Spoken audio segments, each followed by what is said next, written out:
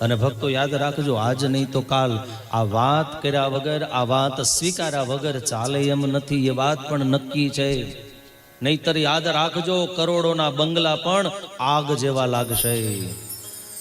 બધું જ હોવા છતાંય ઘરની અંદર જીવન જીવવું અઘરું લાગશે. પછી સંપત્તિનો પણ એ અતિરેકની અંદર જો પરિવારની અંદર પ્રેમ અને લાગણી નહીં હોય તો એ બધું રૂખું સુખું લાગશે.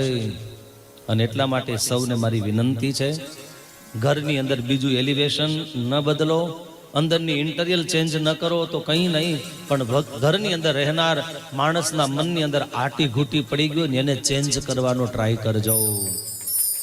તમારાથી ન થાય તો સમજી લેવાનું કે એને કોની સાથે હેત છે એની સાથે વાત કરી અને આટી બની એટલી વહેલી ઉકલી જાય એવો પ્રયાસ કરજો.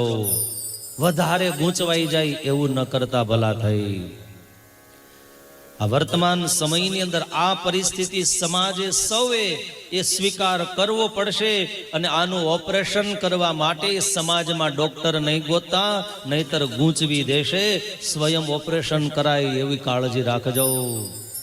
જગતમાં વાત ન કરતા એ વાત 5 સુધી જશે, 25 સુધી જશે. અને આ સમાજ તમને કહી દઉં, રડી રડીને તમારી પાસેથી વાત કઢાવશે અને હસતા હસતા જગતના ચોકમાં વાતો કરશે. આ ઈ સમાજ છે.